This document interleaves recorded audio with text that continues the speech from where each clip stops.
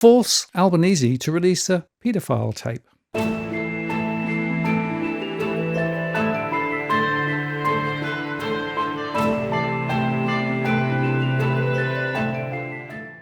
Martin North, John Adams, in the interest of people. Hello, John. We're back once again and a very important follow-up. Hello, Martin. Yes, we had a very strong reaction to our first episode of our new season about the secret pedophile tape. And Martin, the comments were quite interesting. A lot of people want the tape. A lot of people have sort of said to me, "Why don't I just release the tape?" Even though I have legal conditions that I have to abide by. But for those who want the tape, there is a way to get the tape, and we're going to reveal that in terms of today's episode. But the sort of intrigue that has sort of been generated from our last show, which had a strong reaction, perhaps is very similar to what's happening in the United States with the Epstein files. Americans are demanding the Trump administration release the Epstein files, and now we have quite a few Australians wanting the release of the pedophile tape. So yes, a lot of intrigue. I would say that I was quite surprised that that there were some viewers who actually remember the recording. Some people were alive in 1975. There was one viewer that I saw that said that that their father had a very strong reaction to the recording, and so that, just so we're clear, if anyone says that is this recording real, there are people in the comments of our last show who said that they were alive and they heard it live back in 1975. So this is a very real story. There were quite a few people who were victims of child sex abuse who actually responded to our last episode, and I thought that was quite important and telling, that this is a very big issue.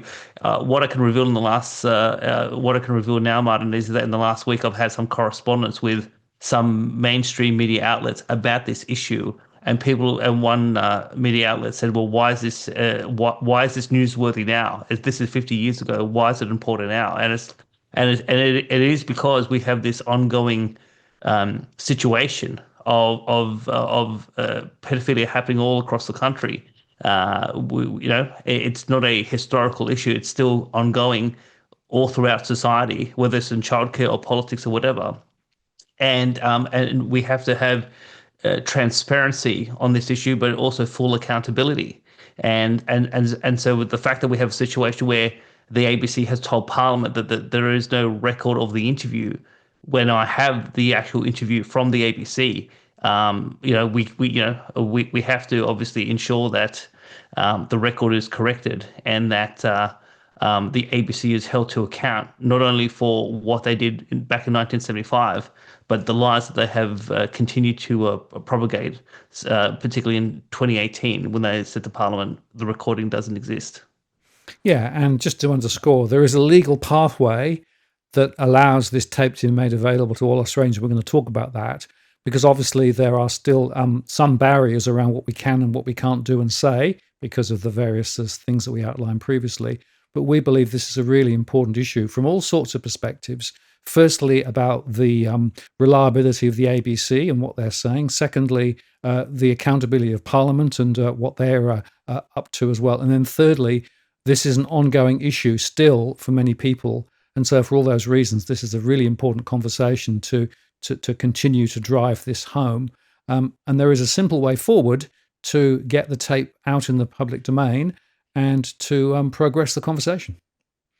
Indeed. Martin, before we get to that legal pathway, one of our viewers sent us some newspaper clippings from 1975 that actually talked about the recording, and I thought that was quite significant. So, Martin, if we go to slide one, this is an article from 1975, and it's titled "Police Get Complaint Over ABC Program."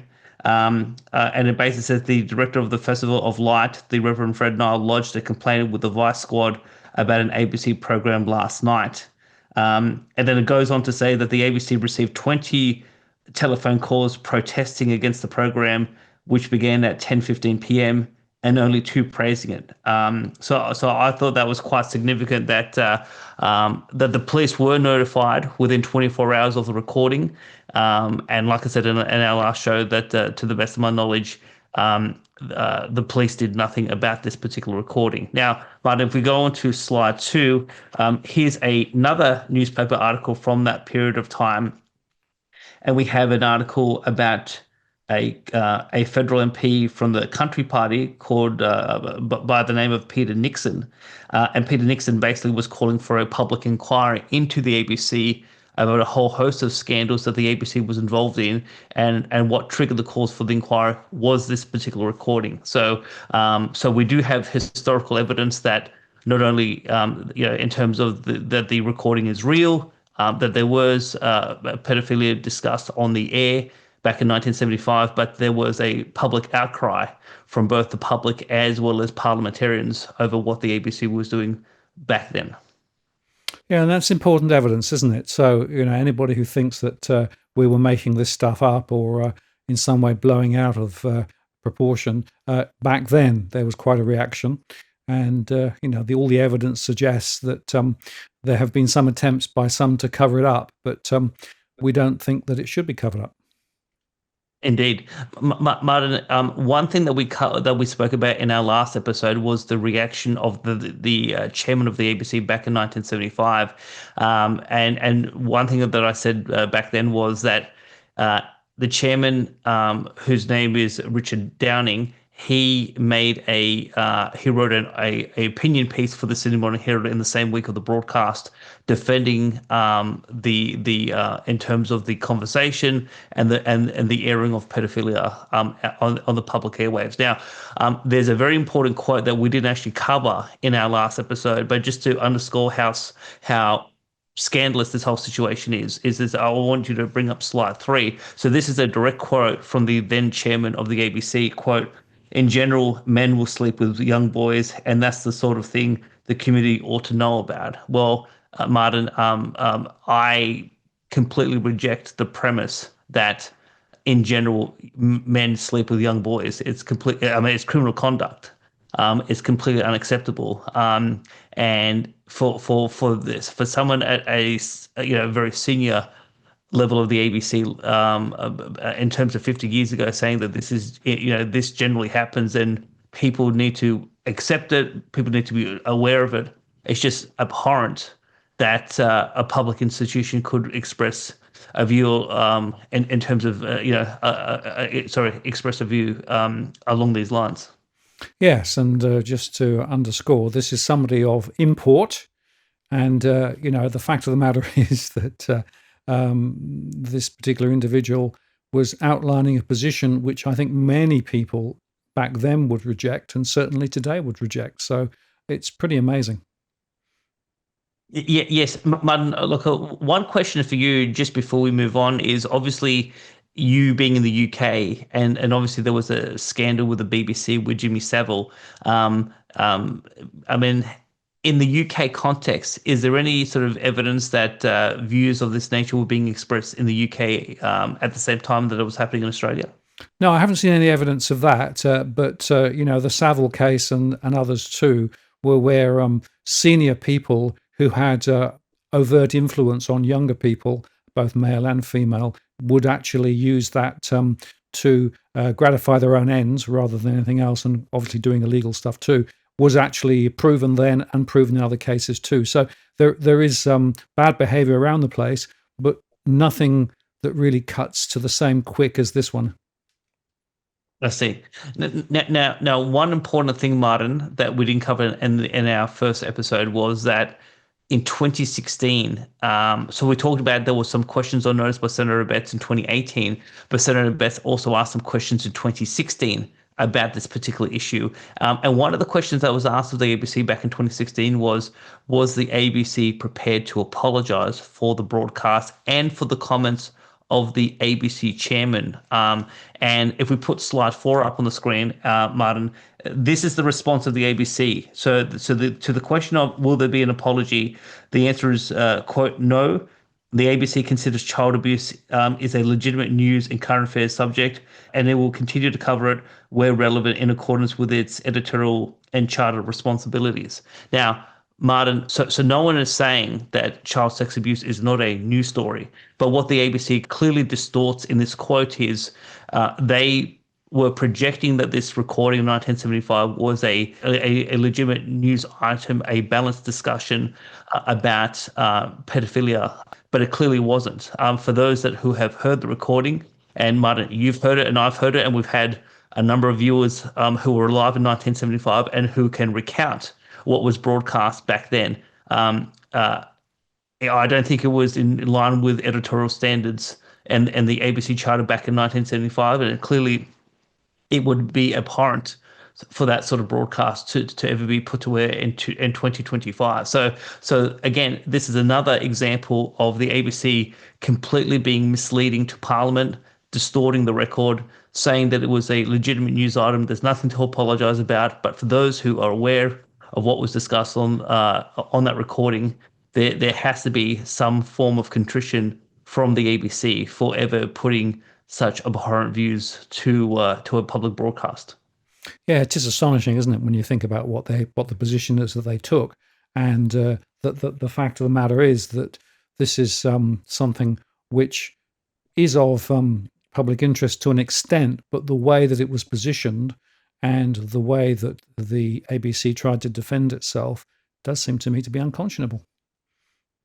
Indeed. Now, here we get to the crux of today's episode, Martin, is that so people want the recording. Now, after our last recording, I went digging, and lo and behold, when you look at the enabling legislation of the ABC, so the Australian Broadcasting Corporation Act 1983, the Minister for Communications has a special power. So we put up slide 5 on the screen, Martin, is that, so this is section 78(3)(a) of the Australian Broadcasting Corporation Act 1983. And this is, so the Minister has a specific power to give directions to the ABC in the national interest.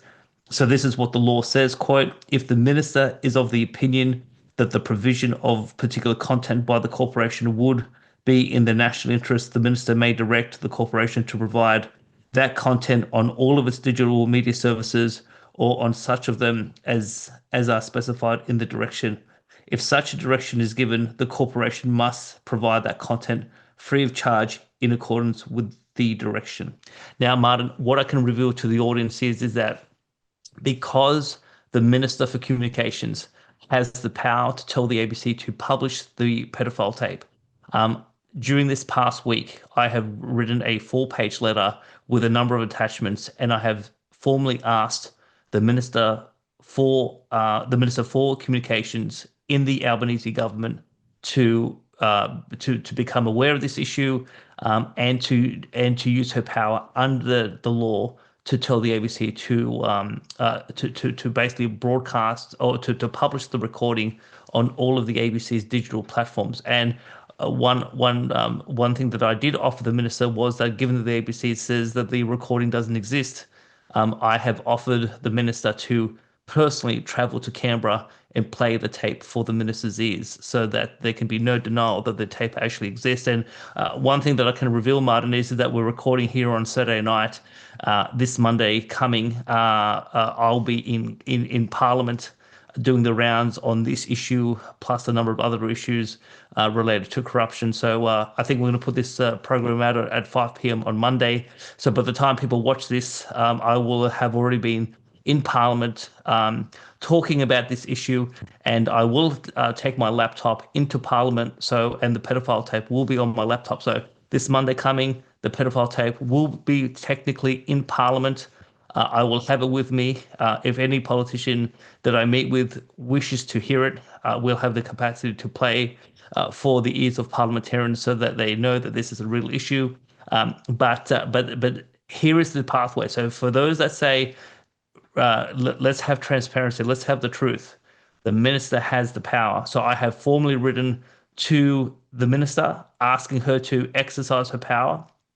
But now comes the task of our audience, because it just can't be one person like John Adams to write to a federal politician. What we need now is you, the audience, to flex your muscle with parliamentarians, to make them aware of this issue, and to tell them, particularly the Minister for Communications, that this is a critical issue in the national interest. We want transparency, we want accountability, and we want the full unvarnished truth, even if it's ugly, to be on full display for the public to be aware of, and for us to own up to our own ugly history. Yeah, very important, John. And there is something that people can do themselves to assist us in this regard. Indeed, Martin. So if we go on to the next slide, so the Minister for Communications, her name is Annika Wells. She's the member for Lily she's from Queensland. She's the Minister for Communications and the Minister for Sport.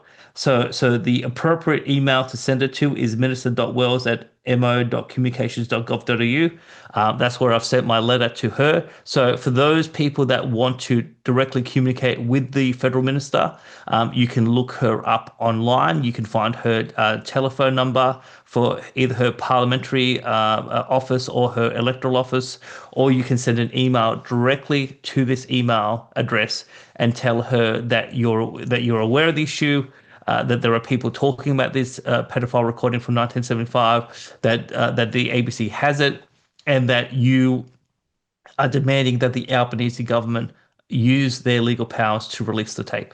Absolutely.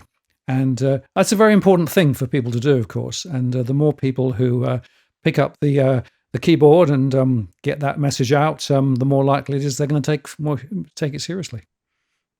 Indeed. Now, one other thing that I'll just finish on in terms of this conversation, Martin, was that beyond communicating with the minister, there was some other people and committees that I communicated with in Parliament. So if we put on the last slide, so the Shadow Minister for Communications, her name's Melissa McIntosh. So I've sent it to the opposition as well. I've also sent it to members of the crossbench as well, but also I've sent it to, so there's two parliamentary committees that oversee the ABC. So there's the Senate Environment and Communications Committee. So I've sent it to the Senate Committee. And then in the House of Representatives, it's the House of Representatives Committee on Communications, the Art and Sport. So I've sent it to both committees and told them to share my letter with the members of both the House and the Senate. I've sent it to the opposition. I've sent it to the crossbench. I've sent it to the minister. So, and I'll be in Parliament this Monday talking to various parliamentarians about this topic. And to put the cherry on the top, I've emailed a number of mainstream media outlets as well, and sent them a link to our first show. So the thing is that a lot of people will be now aware that this recording actually exists, and there is some controversy about this. But Martin, we've done this sort of campaign before, where we have sort of got our viewers, and we've worked with other YouTube channels as well to put pressure on parliamentarians to bend to the will of the public.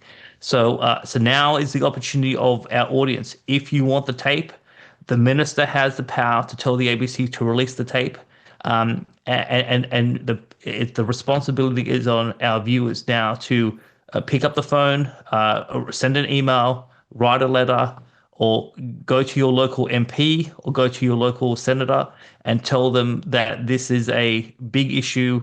You want to hear the tape. You want it to be done within the law, and you know, there is no reason to not release the tape. And so any excuse for not releasing the tape, any resistance from politicians, that will only reinforce the narrative and the perception that we discussed in our first episode, which is that there is significant corruption right throughout the system. So if you do confront politicians about this topic, and you want them to demonstrate that they are actually acting in the public interest and they're not corrupt, this is a perfect, simple exercise for them to basically, lobby the minister to tell her to publish the tape, and then obviously we can hopefully have full transparency on the issue in terms of this issue. But I'll just finish on this point, Martin, is that, as I said in our first episode, the ABC will be appearing before a Senate committee in early October. There'll be questions during that period of time. So we have plenty of runway between now and then. But now it's over to the audience. It's your turn to do your part. Absolutely. And just to underscore, this is a touchstone about corruption and government, isn't it? as well as the particular topic. Because if effectively they turn away and say, nothing to see here, we're not going to do anything, then it underscores what we said in our earlier show, that corruption in government is, well, to be seen. Absolutely. Thank you very much, John. Very important conversation. Folks, make sure that you do make those messages, and let's get the government to do the right thing. And in the meantime, this is Martin North, John Adams in the Interest of the People. We'll see you next time.